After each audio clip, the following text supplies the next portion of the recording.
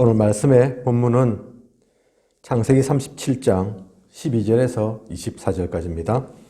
창세기 37장 12절에서 24절.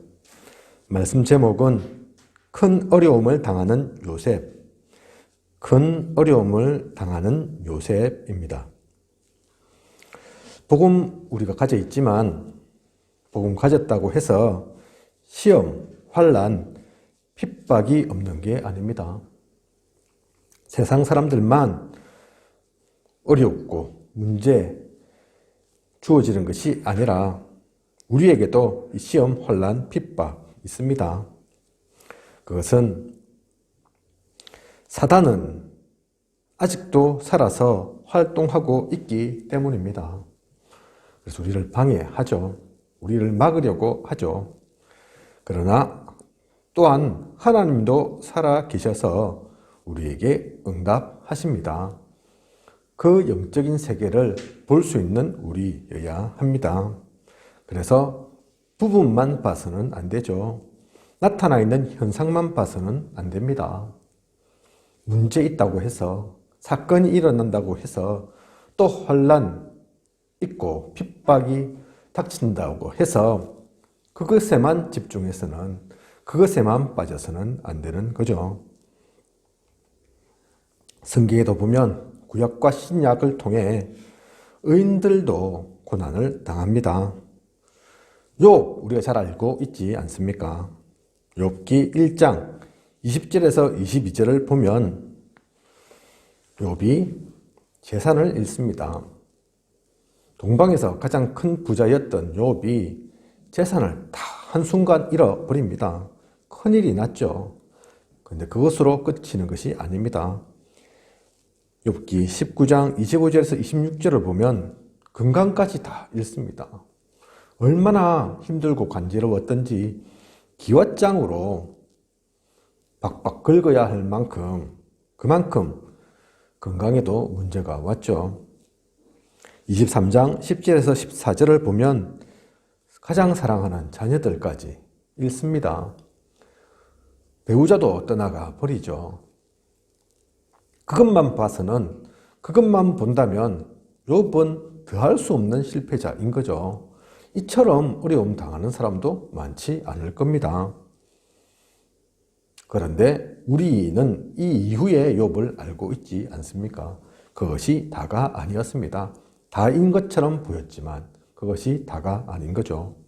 사도행전 4장 1절에서 12절을 보면 신약시대에 베드로도 복음 전했는데, 복음으로 다른 사람들 돕고 살리려고 했는데 법정 앞에 서게 됩니다. 사도행전 7장 1절에서 60절에 보면 스데반은 아예 돌에 맞아 죽죠. 사도행전 8장 1절에서 4절을 보면 고난이 더욱 커져서 이 초대교회 사람들이 곳곳으로 흩어져 갈 수밖에 없습니다.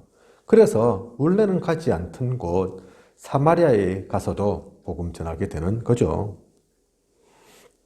또 사도행전 17장 1절에서 9절을 보면 바울을 죽이기에 결단한 무리가 있습니다.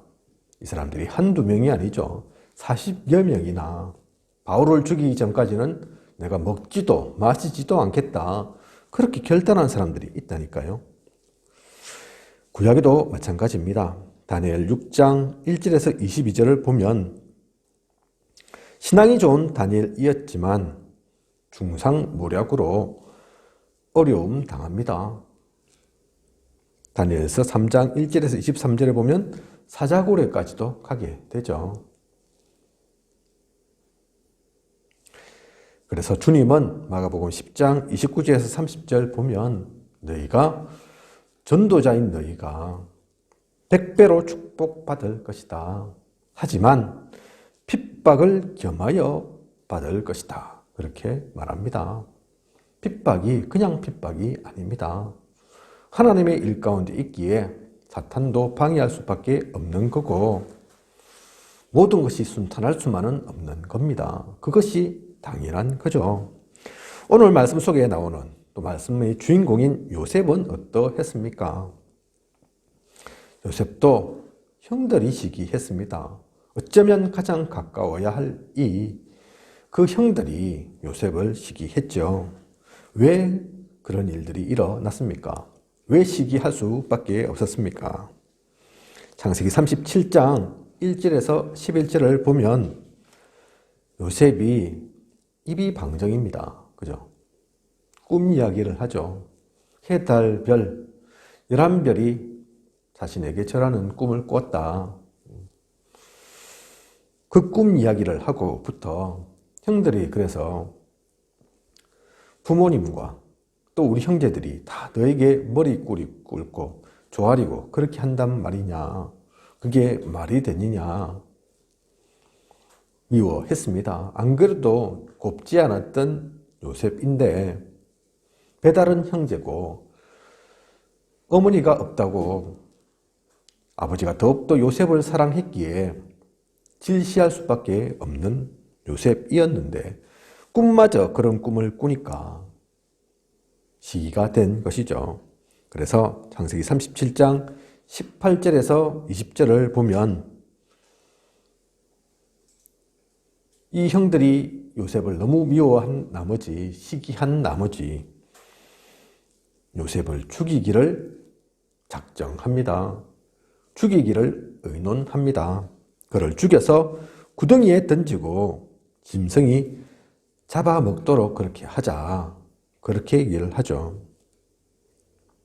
그래서 창세기 37장 22절에서 24절을 보면 요셉이 입고 있던 채색 옷을 벗기고 구덩이에 빠뜨립니다. 우물이죠. 빠져 죽으라고. 그런데 그 우물이 물이 없죠. 그래서 당장 죽을 수도 있었는데 그 죽음의 위기를 벗어납니다.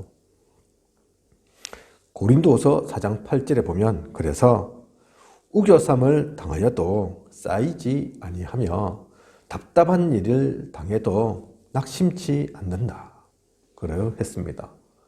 하나님이 보호하시는 전도자라서 어려움 있을 수도 있지만 그 어려움에 결코 함몰되지 않죠. 그 어려움이 있지만 사실은 우리를 삼킬 만한 그런 어려움은 아닌 것입니다. 요셉과 함께 하시는 하나님이셨습니다. 그래서 창세기 37장 24절에 물구덩이에 빠졌는데도 물이 없었고 또 요셉처럼 어려움 당했던 다윗은 시편 23편 1절에서 6절에 보면 여호와는 나의 목자시다. 또 시편 27편 1절에서 14절을 보면 여호와는 생명이시니 누구를 두려워하리요. 그렇게 고백을 합니다. 다윗 또한 가장 가까운 장인이 자신을 죽이려고 하고 창까지 던지고 군대를 보내고 어려움 당했지만 이러한 고백을 한 것이죠. 여호와께서 나의 목자신데 생명이신데 또 오늘 언급하지는 않았지만 또 방패이시고 산성이시고 요셉이시라고 그렇게 고백을 할 수 있었던 겁니다. 어려운 가운데서도 지켜주시는 하나님을 알았기에 하나님의 보호를 느꼈기에 그래서 마태복음 28장 16절에서 20절에는 이러한 다윗, 요셉뿐만 아니라 전도자인 우리 모두에게 하나님은 약속을 하셨죠. 세상 끝날까지 너희와 함께 있을 거라고. 그죠? 너희가 전도의 그 길 가운데 있다면 하나님의 관심도 당연히 있을 수밖에 없는 것이기에 혼자가 아니다. 외로운 것이 아니다. 어려움이 있고 환난이 닥쳐도 괜찮다. 너희를 삼키지 못한다. 왜냐? 내가 함께할 것이니까. 요셉과 함께한 것처럼 다윗과 함께한 것처럼. 그래서 마가복음 16장 15절에서 20절에도 주께서 함께 역사하사. 우리 눈에 보이지 않지만 성삼위 하나님께서 보좌의 축복으로 지금도 우리와 함께 하심을 우리는 그래서 알고 있어야 합니다. 놓치지 말아야 합니다. 성경에서 사실 가장 많이 강조하고 있는 것이 이것입니다. 성령님께서 너와 함께 하신다. 너 속에, 내 가슴 속에 내주하신다. 그 신분을 우리에게 주겠다. 그 신분과 더불어 권세도 있다. 그것을 잊지 마라. 놓치지 마라. 그 말씀을 성경 가운데서 많이 하고 계신 것입니다. 다윗의 역사하셨던 요셉과 함께 하셨던 그 하나님이 지금 우리와도 함께 하십니다. 그래서 악인의 행위는 실패합니다. 실패할 수밖에 없습니다. 강한 것처럼 보이고 무서운 것처럼 보여도 그러합니다. 또 악인의 행위는 실패하지만 사실 그것이 끝은 아니죠. 사실은 실패하고 안 하고가 더 중요한 것이 아닐 수도 있습니다. 그들이 어떻게 하든 상관없이 하나님의 계획은 그대로 이루어집니다. 하나님의 계획은 바꿀 수 없습니다. 그래서 창세기 45장 5절 그냥 형들이 시기한 것 같은데 형들이 요셉을 죽이려고 한 것 같은데 요셉이 뭐라고 고백합니까? 형들이여 근심하지 마소서, 염려하지 마소서. 형들이 나를 그렇게 한 게 아닙니다. 하나님이 우리를 살리시려고 나를 앞서 보내신 것입니다. 이게 하나님 계획 속에 있는 것이었다는 그 고백을 하죠. 이게 입 바른 소리가 아니라니까요. 그냥 형들 좋으라고 하는 얘기가 아닙니다. 실제로도 그러합니다. 요셉이 그렇게 해서 노예로 애굽에 끌려가지 않았다면, 그래서 감옥 가지 않았다면 총리가 되었겠습니까? 가나안에 있던 요셉이 어떻게 애굽의 총리가 될 수 있었겠습니까? 악한 것처럼 보이고 어려움처럼 보이고 환난처럼 보이는 그 가운데 하지만 하나님의 절대 계획이 있는 것입니다. 악인의 행위는 실패하지만 그 실패까지도 하나님은 계획하고 계시고 하나님은 알고 계신 겁니다.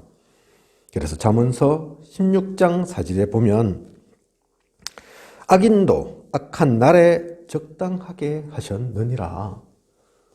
악인이라고 하나님과 완전히 동떨어져 있는 그 존재가 아닙니다. 하나님은 의인만 아시고 선인들의 행위만 아시고 악인들은 어떻게 살지 어떻게 움직일지 모르시는 하나님이 아니십니다.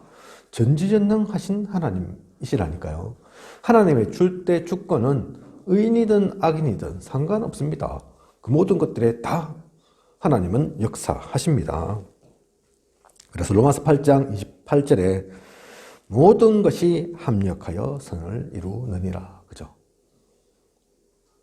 그래서 웬만한 것 가지고 우리가 흥분할 필요도 없고 자만할 필요도 없고 또 낙심할 필요도 기가 죽어 있을 필요도 없습니다. 하나님 계시니까요. 하나님 돌아가신 것이 아니니까요. 코로나19가 지금 거의 1년을 넘어서 당장에도 끝일 것 같지 않으니까 오늘도 600명, 어제는 700명 나왔다고 하고 가을 넘어 끝까지 계속 된다고 얘기하고 있죠. 오늘 어떤 분이 카톡으로 사진 보내셨는데 우리 김설희 사모님 보셨겠지만 캠프차 어떤 절을 가셨는가 봐요. 근데 그 절에 템플스테이 하는 곳인데 템플스테이가 코로나19 상황으로 안 한답니다. 당분간. 그죠? 그 절만 그렇겠습니까? 어떤 제가 데이터를 보니까 코로나19로 우리나라야 여러 가지 자영업들도 어려움 겪고 있지만 가장 큰 어려움을 겪는 곳이 어딘가? 술집, 노래 주점, 그죠? 나쁜 일만 있는 게 아니라는 얘기입니다. 그래서 술집은 문 닫아야 된다. 그 얘기하는 것은 아니지만 우리가 그 가운데서도 진짜 하나님의 뜻과 계획을 볼 수 있어야 합니다. 진짜 준비할 것이 무엇인지 알고 있어야 하는 것이죠. 모든 것이 합력하여 선을 이루는 겁니다. 그래서 계시록 22장 10절에서 12절을 보면 마지막 때에 관한 말씀인데요. 불의를 행하는 자는 그대로 불의를 행하고 더러운 자는 그대로 더럽고 의로운 자는 그대로 의를 행하고 거룩한 자는 그대로 거룩하게 하라. 하나님 말씀입니다. 하나님께서 그거 모르고 계시는 게 아니라는 얘기죠. 그 모든 것도 알고 계신다. 마지막 때까지도 그러한 일들이 있을 거다. 하지만 그것도 하나님의 절대 주권 속에 있다. 그 말씀을 하시는 겁니다. 그것을 누리면서 오늘 말씀 제목이 큰 어려움을 당하는 요셉인데, 그래서 이것은 그냥 어려움이 아닌 거죠. 우리도 마찬가지로 우리에게도 문제가 또 어려움이 핍박과 환난 있다면 우리는 세상 사람과 다르니까 다른 눈으로 볼 수 있어야 합니다. 그 영적 세계를 볼 수 있어야 합니다.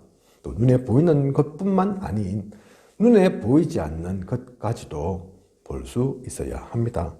그렇다면 그 가운데 기도 제목이 있을 겁니다. 하나님이 우리를 통해 기도하기를 원하시는 것이 있을 겁니다. 그 기도 제목을 찾아내야 합니다. 하나님이 약속하신 것을 찾아내야 합니다. 분명히 흐름이 있을 것이고 그 가운데 하나님의 계획이 또 목표도 있을 것입니다. 그것을 보고 누리는, 그것을 알았던 요셉은 그래서 조급하지 않았고 함부로 하지 않았고 모든 것을 그 눈으로 보면 감사할 수 있는 거죠. 모든 것을 기뻐할 수 있는 겁니다. 그래서 우리는 항상 기도합니다. 이 언약 가지고 좀 더 넓은 세계를, 좀 더 깊은 것을 볼 수 있는, 지금 당장이 아닌 과거부터 미래까지를 볼 수 있는, 영혼까지도 보는 우리여야겠습니다. 축복 누리는 저와 우리 모두이기를 원합니다.